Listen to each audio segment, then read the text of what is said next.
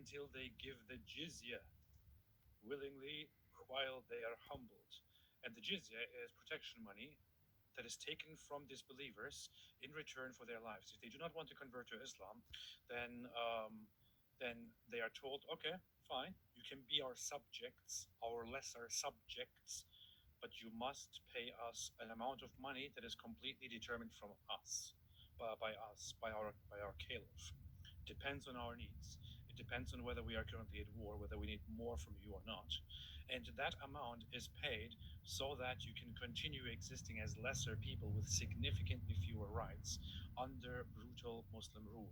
If you refuse to pay the jizya, then you are fair game. Meaning, you have no protection under Islam by the ruler, and anyone coming across you can randomly kill you and would not be punished for it, because you are no longer under the protection of the Islamic leadership. That is what jizya is. It is protection money to make sure that nobody, meaning Muslims and others, harms you. That's it. Anyhow. Jizya is not taken from women, it's not taken from children. It's taken only from men who work and can produce.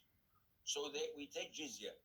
And in return, when enemy come... These are just historical precedents, by the way. There is no fundamental rule in the jizya in traditional jurisdiction. And attack jurisprudence. Your country, you don't fight.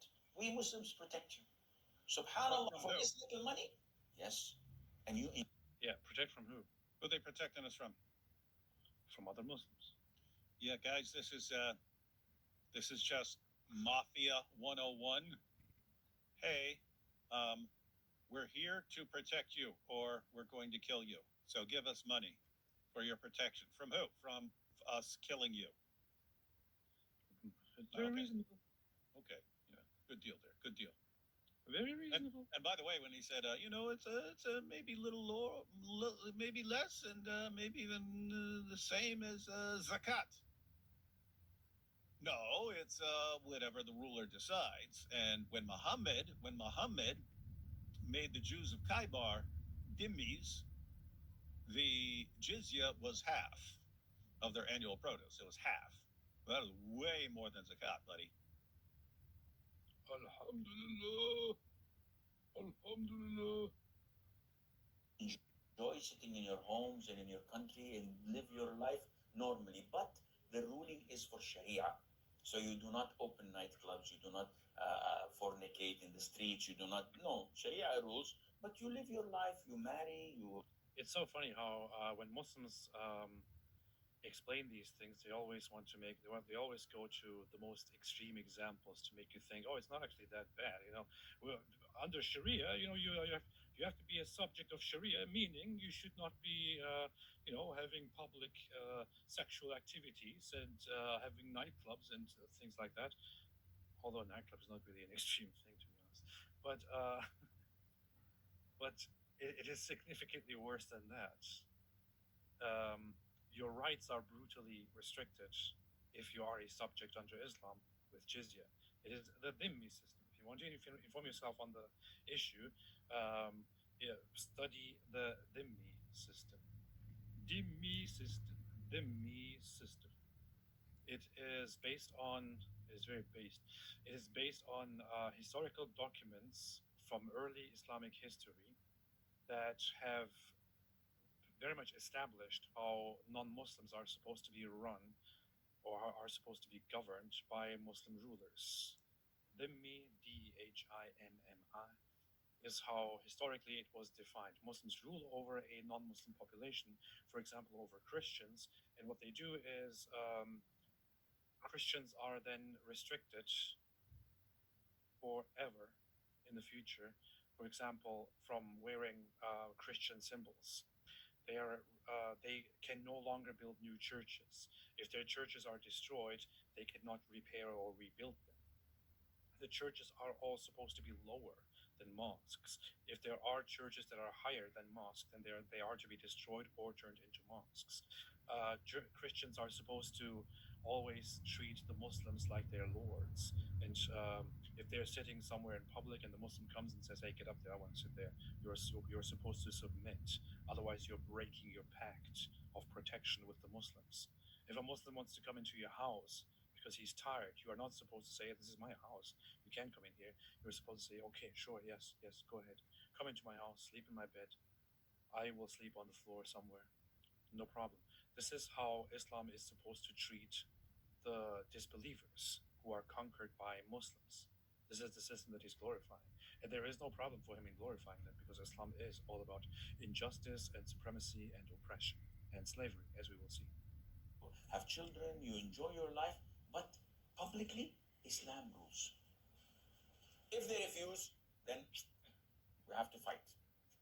And if we fight you, then we capture you, you become our slaves, and we take your land, and you take where, because you refuse, I give you two good options. See? I give you two good options. I told you he gave you two good options. You didn't even take one, then you complain. I give you two good options.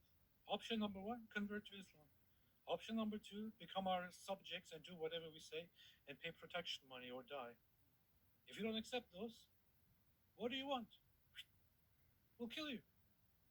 We will kill you and take all your possessions, your belongings, and your family, your women and children. We will make them slaves. What do you want? I give you two good options. Two good options. And if they refuse, then Very casual. we have to fight. And if we fight you, then we capture you, you become our slaves, and we take your land, and you take where, because you refuse, I give you two good options. That's on you. That's on you, AD. It's your fault. You made me do it. You made me do it. You made me do it. Why did you make me do this? Why did you make me do this? It's your fault. What's wrong with you? It's your fault that I killed you. It's your fault that I enslaved you. It's your fault that I... Whatever. Maybe in the coming 40, 50 years, when the Muslims become strong as they're supposed to be, and they are focused and Islamically oriented. Now we're not Islamically oriented. We are money oriented. We want to live comfortably, have a good car, have a good house, have a good salary, and let everybody else die. I don't care. All right. And focuses on Islam. Supposed to be, and they are focused and Islamically oriented. So if the society is focused and Islamically oriented, and Muslims become like this again, which might happen within the next 40, 50 years, he says, we Muslims would start doing this again, would start ruling and subjugating the world through domination, through slavery, and things like that. And he says to do that, we need to be Islamically oriented. And we now have an Islamically oriented terrorist group that has taken over Afghanistan, the Taliban. Afghanistan, the Taliban. And they are officially documented to legitimize and reintroduce slavery. This is the human rights organization from Afghanistan, Rawadari, which reports that the Taliban has introduced into their new legal system, into their new criminal code, slavery. David, are you very surprised by this, or what? No, actually makes sense. So slavery in the Muslim world was legal until all the way up until the 20th century, when Western nations made Muslim nations abolish slavery. Didn't happen everywhere. But the main Muslim countries, they had to abolish slavery. So Saudi Arabia, for instance, and John F. Kennedy. Who's that? Oh, wait, you got a slave? You guys still have slaves? And so Western nations made it clear, hey, if you want to get along with us, if you want to trade with us, if you want to have agreements with us, treaties with us, and so on, you guys have to abolish slavery. And they all wanted to deal with the West more than they wanted slavery. But what that left open was, what happens when a country just says, you know what, we're basically on our own, you guys aren't working with us,